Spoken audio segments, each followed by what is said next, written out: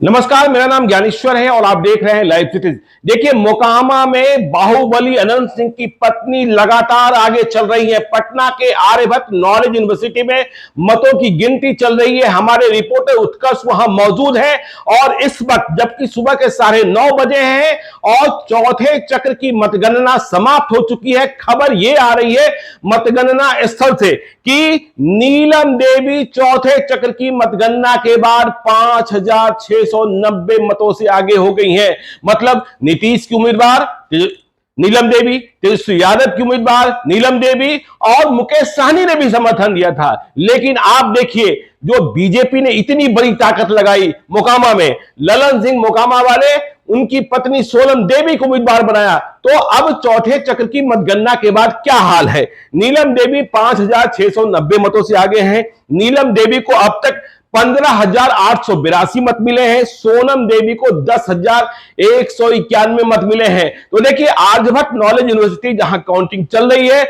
वहां दोनों पक्षों के समर्थक बाहर जुटे हुए हैं। अनंत सिंह जिंदाबाद के नारे लगने शुरू हो गए हैं, नीतीश तेजस्वी जिंदाबाद के नारे लगने शुरू हो गए हैं। अभी बीजेपी के समर्थकों में मायूसी है, लेकिन बीजेपी वाले कह रहे हैं कि अभी हमारा इलाका नहीं खुला है। जब हमारा इलाका खुलेगा तो हम आगे जा सकते हैं। लेकिन मोकामा में मतों की जो गिनती चल रही है वह लड़ाई को दिखा रही है। देखिए, बीजेपी कितनी लड़ाई में रही, यह बढ़ता हुआ फासला दिखाई दे रहा है कि कहां कितनी लड़ाई हुई है। तो देखिए, मोकामा को लेकर जो सबसे बड़ी लड़ाई थी, अनंत सिंह की सदस्यता समाप्त होने के बाद वहां चुनाव कराया गया, उपचुनाव कराया गया। इस बीच बिहार में सत्ता का परिवर्तन हुआ, एनडीए के बदले महागठबंधन की सरकार बन गई, नीतीश तेजस्वी साथ हो गए और नीलम देवी को उम्मीदवार बनाया गया। देखिए, मोकामा की लड़ाई को 47 बनाम 47 की लड़ाई भी कहा जा रहा था, मोकामा की लड़ाई को मूंछ की लड़ाई भी कहा जा रहा था। मोकामा के बारे में यह भी कहा जा रहा था कि वहां भूमियार के मतों में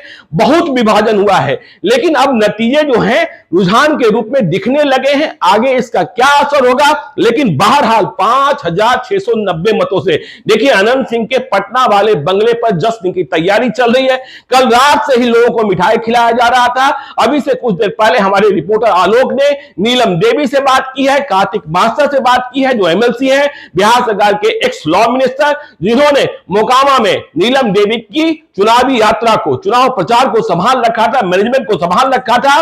तो नीलम देवी लगातार आगे जा रही हैं। बीजेपी की ओर से अभी कोई बयान नहीं आ रहा है मोकामा को लेकर। देखिए, कल दावा किया जा रहा था कि जब मतों की गिनती शुरू होगी तो बीजेपी ही आगे रहेगी। यह भी कहा जा रहा था कि भूमिहारों ने तो बीजेपी को वोट दे दिया। लेकिन अब रुझान जो आ रहे हैं वो कुछ और दिखा रहे हैं। क्या क्या हुआ यह सब बताएंगे आपको। आप देखते रहिए लाइव सिटीज को। यदि अब तक आपने हमारे यूट्यूब चैनल लाइव सिटीज को सब्सक्राइब नहीं किया है तो जरूर कर लीजिएगा। और यदि इस वीडियो को आप फेसबुक पेज के माध्यम से देख रहे हैं तो पेज को लाइक कीजिएगा, ट्विटर पर भी हमें फॉलो कीजिए। धन्यवाद।